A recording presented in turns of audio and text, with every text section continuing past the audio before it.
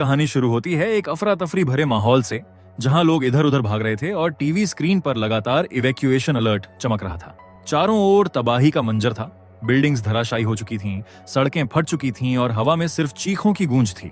इसी तबाही के बीच जमीन में एक बड़ा गड्ढा दिखाई दिया, जहां गड्ढे के अंदर मार्क नाम का एक आदमी फंसा हुआ था। वो वहां से बाहर निकलने की हर कोशिश कर रहा था, लेकिन उसकी टांग पर एक भारी पत्थर दब गया था। दर्द से कराहते हुए वो मदद के लिए चिल्लाता रहा, पर पूरा इलाका सुनसान पड़ा था, जिसके वजह से उसकी चीखें उस बर्बाद शहर की खामोशी में खोती जा रही थीं। कुछ देर तक तकलीफ में रहने के बाद मार्क की नजर पास में पड़े एक मेटल बार पर पड़ी। उसने बड़ी मुश्किल से उसे अपनी ओर खींचा और उसकी मदद से जमीन पर गिरा अपना फोन उठाया। कांपते हाथों से उसने तुरंत किसी को कॉल करने की कोशिश की, लेकिन हर कॉल वॉइसमेल पर जा रही थी। हर बार फोन के कटने के साथ उसकी उम्मीद थोड़ी और टूटती गई। तभी अचानक जमीन फिर से जोरों से हिलने लगी। मार्क घबराकर पत्थर को कसकर पकड़ लिया और जोर जोर से मदद के लिए चिल्लाने लगा, पर कोई आस पास नहीं था। उसके दिल की धड़कन तेज हो गई, पर अपने बच्चों का चेहरा याद आते ही उसने हार मानने से इनकार कर दिया। उसने हिम्मत जुटाई और अपने फोन की फ्लैशलाइट ऑन की, ताकि आसपास के रास्ते को ठीक से देख सके। रोशनी घुमाते हुए उसने पास ही एक अंधेरी टनल देखी, मगर तभी उसी सुरंग के अंदर से एक भयानक गुर्राने की आवाज आई। डर के मारे मार्क का दिल थमसा गया और उसने तुरंत फ्लैशलाइट बंद कर दी। कुछ पल तक वो चुपचाप वहीं बैठा रहा। उसकी सांसें तेज चल रही थीं। फिर उसने खुद को संभाला और सोचा कि उसे अपनी पत्नी को किसी तरह खबर देनी चाहिए। उसने फोन में एक वॉइस मैसेज रिकॉर्ड किया, जिसमें उसने अपने हालात के बारे में बताया और ये भी कहा कि बच्चों का ख्याल रखा जाए। उसी वक्त ऊपर आसमान से हेलीकॉप्टर की आवाज सुनाई दी। मार्क की आंखों में एक पल के लिए उम्मीद चमक उठी, पर कुछ ही सेकंड में हेलीकॉप्टर क्रैश होकर ब्लास्ट हो गया। धमाके की तेज लहर से जमीन हिल गई और पूरा गड्ढा ढहने लगा। मार्क ने घबराकर तेजी से अपने पास पड़े मेटल बार से पत्थर को हटाया और पूरी ताकत लगाकर अपनी टांग छुड़ाई। दर्द से तड़पते हुए भी वो किसी तरह भागा और पास की सुरंग में जाकर छिप गया, लेकिन भागते वक्त एक कांच का टुकड़ा उसकी बाजू में गहराई तक धंस गया। दर्द से कराहते हुए उसने रुमाल को मुंह में दबाया और पूरी हिम्मत जुटाकर कांच का टुकड़ा निकाल दिया। खून बहता देखकर उसके चेहरे से रंग उड़ गया। कुछ पल के लिए उसने खुद को दीवार के सहारे छोड़ दिया, मानो उसके लिए अब सब खत्म हो गया हो। पर जब उसने अपने फोन में बच्चों की फोटो देखी तो उसे जीने की ताकत मिल गई। फिर उसने जेब से लाइटर निकाला और चारों ओर रोशनी फैलाई। चोट की वजह से वो ठीक से चल नहीं पा रहा था, इसलिए उसी मेटल बार को सहारे के रूप में पकड़कर धीरे धीरे आगे बढ़ने लगा। थोड़ा आगे बढ़ते ही दीवारों पर उसे खून के निशान दिखे। उसे एहसास हुआ कि शायद वो यहाँ अकेला नहीं है। कुछ और आगे जाकर उसे जमीन पर पड़ा एक बैकपैक मिला। उसने झुककर उसे खोला। उसे एहसास हुआ कि शायद वो यहाँ अकेला नहीं है। कुछ और आगे जाकर उसे जमीन पर पड़ा एक बैकपैक मिला। उसने झुककर उसे खोला तो अंदर उसे एक नाइट विजन कैमरा मिला। उसने कैमरा चालू किया और सुरंग के अंदर झांका। कैमरे की हरी रोशनी में उसे एक कोने में किसी इंसान की परछाई दिखाई दी। मार्क सावधानी से उस दिशा में बढ़ा और जब पास पहुंचा तो देखा वहां एक जख्मी और बेहोश औरत पड़ी थी। उसने झुककर उसे हिलाया तो औरत डर के मारे अचानक उठ बैठी। मार्क ने तुरंत उसे शांत करने की कोशिश की और पास पड़ा बैग उठाकर उसे दिखाया। इशारे से पूछा कि क्या ये उसका बैग है। औरत जल्दी से बैग पकड़ती है और उसमें अपनी पानी की बोतल ढूंढने लगती है, लेकिन मार्क पहले ही उस पानी को पी चुका था। तभी मार्क की नजर औरत की टांग पर पड़े गहरे जख्म पर गई। उसने सावधानी से मदद की पेशकश की, लेकिन तभी फिर से जोरदार झटके आने लगे, जिस वजह से दोनों को तुरंत छिपना पड़ा। जब मार्क की आंखें खुली तो वो औरत वहां नहीं थी। उसने उसे पुकारा और सुरंग के अंदर जाने लगा। वो उसे फिर मिली, लेकिन उसके चेहरे पर डर और घबराहट थी। उसने मार्क से कहा, शांत रहो, अगर आवाज की तो वो चीज हमें ढूंढ लेगी। मार्क हैरान था, कौन सी चीज? वो बस उसे चुप रहने को बोली। थोड़ी देर के बाद मार्क ने उस औरत की मरहम पट्टी की और बेल्ट से उसका खून रोकने की कोशिश की। फिर मार्क अचानक गुस्सा हो गया और किलसा के बोला कि ये सब भूकंप की वजह से हो रहा है। वो औरत हंसी और बोली, भूकंप? तुम्हें सच में लगता है ये भूकंप है? मार्क ने कहा, हाँ, पिछले कई हफ्तों से यही हो रहा है। वो बोली, क्या तुमने उस चीज को नहीं देखा? उससे पहले कि वो कुछ और कहती, फिर से जमीन हिलने लगी। वो औरत उसे बोलने लगी, कोई नहीं आएगा हमें बचाने, सब मर चुके हैं। मार्क कुछ समझ नहीं पाया। उसने शांत होकर कहा, हमें यहाँ से निकलना होगा। फिर दोनों सुरंग के अंदर आगे बढ़ने लगे। मार्क आगे जाना चाहता था ताकि रास्ता ठीक से देख सके, लेकिन औरत ने उसे जाने नहीं दिया और बोली, तुम मुझे छोड़ दोगे? मार्क ने हैरानी से कहा, मैं ऐसा क्यों करूंगा? वो बोली, क्योंकि सब वही करते हैं, दूसरों को पीछे छोड़कर भाग जाते हैं। मार्क ने जोर देकर कहा कि वो कभी ऐसा नहीं करेगा, लेकिन औरत ने शंका जताते हुए कहा कि उसे मार्क पर भरोसा करने का कोई कारण नहीं है। ये सुनकर मार्क ने अपने बटुए से अपनी बेटी की फोटो निकाली और उसे औरत को दिखाया। वो बस अपने बच्चों तक पहुंचने की कोशिश कर रहा था और उसी उम्मीद के साथ वो आगे बढ़ना चाहता था, लेकिन औरत ने साफ इशारा किया कि वो नहीं चाहती कि मार्क आगे बढ़े। मार्क ने कहा कि ये कोई सवाल नहीं था, वो बस आगे बढ़ना चाहता है, लेकिन औरत को ये पसंद नहीं आया। अचानक उसने मार्क को जोर से मारा, जिससे वो पीछे हट गया। अगले ही पल औरत ने पिस्तौल निकाल ली। फिर उसने मार्क से लाइटर मांगा और इशारे से कहा कि उसके पीछे ही रहे। उसने स्पष्ट किया कि वो उसके साथ चलता रहे, लेकिन दूरी बनाए रखे और कुछ भी न बोले। इसके बाद दोनों धीरे धीरे सुरंग में आगे बढ़े। तभी पीछे से किसी भयानक चीज का गुर्राने की आवाज आई। डर के मारे औरत तुरंत लाइटर बुझा देती है, जिससे पूरी सुरंग अंधेरे में डूब जाती है। मार्क ने उसे लाइटर फिर से जलाने को कहा, लेकिन औरत ने नहीं सुना। फिर मार्क ने अपने फोन की लाइट ऑन की। ये देख औरत फटकारती हुई बोली कि वो चीज उन्हें ढूंढ लेगी। मार्क ने पूछा कि कौन सी चीज, लेकिन औरत फिर कुछ नहीं बोली और बस उसे चुप रहने का इशारा किया। तभी मार्क के दिमाग में एक आइडिया आया। उसने औरत से नाइट विजन कैमरा मांगा। कैमरा चालू करके उसने उस आवाज की दिशा में देखने लगा, लेकिन वहां उसे कोई चीज दिखाई नहीं दी। मार्क ने कहा सब ठीक है, लेकिन जैसे ही उसने औरत को फिर देखा, वो पूरी तरह घबरा चुकी थी। उसने डरते हुए मार्क से पूछा, क्या तुमने कुछ देखा? मार्क ने उसे समझाया कि वहां कुछ भी नहीं था, लेकिन अपनी जान के डर से औरत अचानक उछलती हुई आगे बढ़ गई और बोली कि उसे यहाँ से तुरंत निकलना है। इसी बीच फिर से गुर्राने की आवाज आई। उनके पास कोई विकल्प नहीं था, इसलिए दोनों को तुरंत भागना पड़ा। भागते समय वे फिसल गए और जमीन पर गिर पड़े। औरत ने तुरंत लाइटर जलाया, लेकिन अंधेरे में कुछ दिखाई नहीं दिया। मार्क ने नाइट विजन कैमरा मांगा और इस बार उसे राक्षस साफ दिखाई दिया। राक्षस उनके पास धीरे धीरे बढ़ा। दोनों तुरंत सुरंग के किनारे छिप गए और तब रुके जब उन्हें लगा कि राक्षस पीछे हट गया है। थोड़ी देर बाद औरत को एंजाइटी होने लगी। उसने अपने बैकपैक में से दवाई निकालने की कोशिश की, लेकिन तभी उसे याद आया कि दवाई का पैकेट तो पीछे रह गया था। मार्क ने शांत रहकर कहा कि अब वे वापस नहीं जा सकते।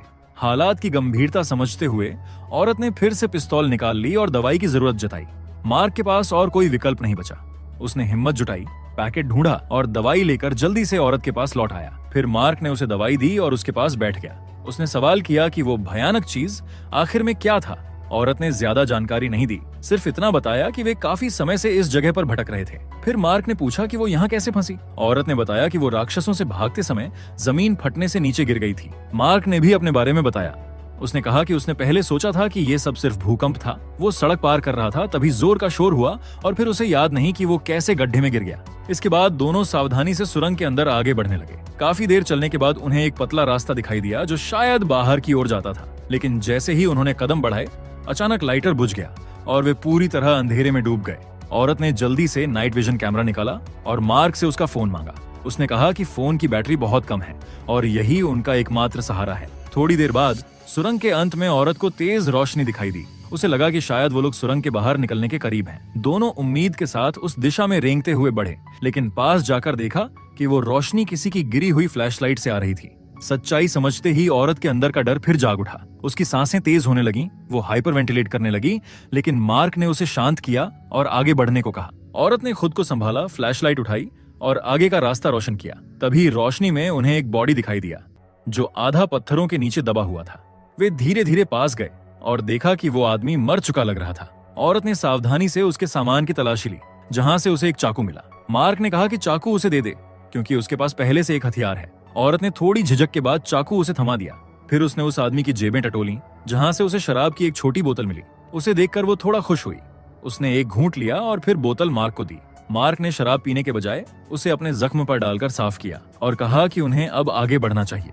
दोनों जैसे ही बॉडी के पास से गुजरे, अचानक उस आदमी ने मार्क की टांग पकड़ ली और दर्द से मदद के लिए चिल्लाने लगा। औरत ने उसे चुप रहने को कहा, लेकिन बहुत देर हो चुकी थी।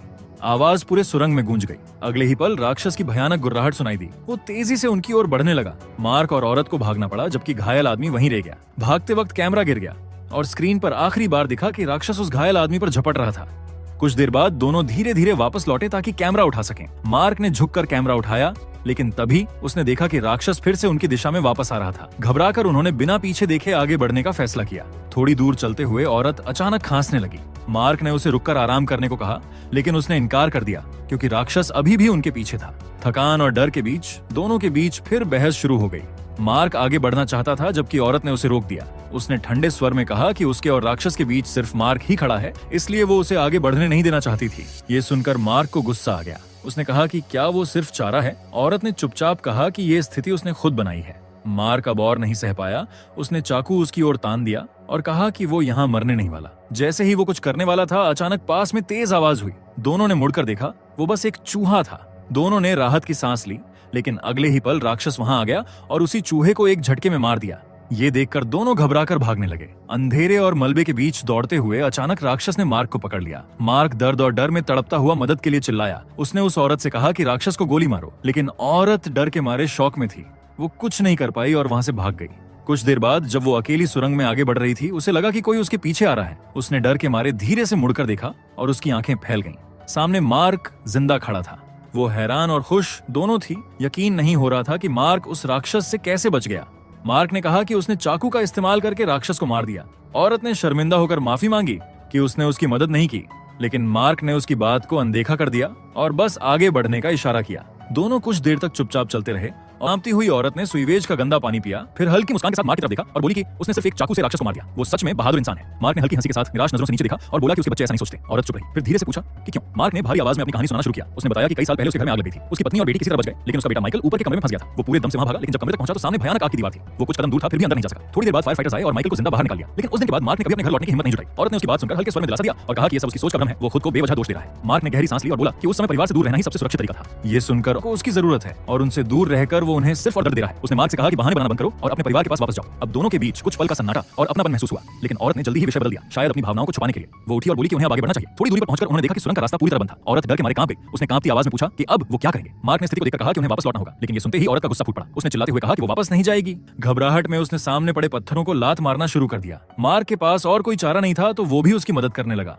काफी मेहनत के बाद दोनों ने मिलकर पत्थरों के पीछे एक छिपा हुआ रास्ता खोल लिया। वो रास्ता नीचे की ओर जा रहा था, जैसे किसी पुरानी ड्रेनेज टनल में जाता हो। सावधानी से नीचे उतरते हुए उन्होंने देखा कि वहां एक मरा हुआ आदमी पड़ा था। ऊपर नजर डालते ही मार्क ने देखा कि वहां लोहे की एक जाली थी जो शायद बाहर का रास्ता थी। दोनों ने कूदकर उसे पकड़ने की कोशिश की, लेकिन थकान और चोटों की वजह से वे उसे ठीक से पकड़ नहीं सके। तभी अचानक बाहर से गोलियों की आवाजें और लोगों की चीखें सुनाई दी। दोनों ने घबराकर एक दूसरे की तरफ देखा और फिर पूरी ताकत से मदद के लिए चिल्लाने लगे। कुछ पल बाद जाली के ऊपर से एक सोल्जर दिखाई दिया। वो नीचे झांककर बोला कि वो मदद करने आया है और अपने साथी से रस्सी लाने को कहा। मार्क और औरत की आंखों में उम्मीद चमक उठी। उन्हें लगा कि अब वो सच में बचने वाले हैं, लेकिन तभी बाहर से तेज धमाका हुआ और अगले ही पल राक्षस ने हमला कर दिया। सोल्जर ने तुरंत गोलियां चलाई, पर कुछ ही सेकंड में वो चीखता हुआ नीचे गिर पड़ा और उसका खून ऊपर से टपककर मार्क और औरत के ऊपर छिटक गया। फिर अगले ही पल राक्षसों ने उन पर हमला करने की कोशिश की, लेकिन बीच में लोहे की जाली थी, इसलिए वो राक्षस उन तक पहुंच नहीं पाया। पर तभी भी डर से औरत वहीं जम गई, जबकि मार्क ने तेजी से स्थिति को समझा और नीचे की ओर भागने का इशारा किया। वो औरत शुरू में झिनकी, लेकिन जब दोनों ने देखा कि जीव अब वो ग्रिल तोड़ने वाला है, तो मार्क ने नाली का रास्ता तोड़ दिया और दोनों वहां से फिसलते हुए नीचे उतर गए। नीचे का हिस्सा पूरी तरह पानी से भरा हुआ था। ये देखकर मार्क ने हिम्मत जुटाया और पानी में उतरकर रास्ता ढूंढने लगा। कई बार वो दीवारों से टकराया, लेकिन अंत में उसे एक पतला रास्ता दिखा जो बाहर की ओर जाता था। वो वापस लौटा और पहले औरत को उस दिशा में भेजा। औरत ने बिना समय गवाए पानी में गोता लगाया और आगे बढ़ गई। मार्क वहीं रुका रहा, क्योंकि एक समय में केवल एक ही व्यक्ति उस रास्ते से जा सकता था और तभी राक्षसों की गुर्राहट फिर से पास आने लगी। कुछ ही पलों बाद दूर से हल्की रोशनी दिखाई दी। वो औरत थी जिसने रास्ता साफ होने का संकेत दिया था।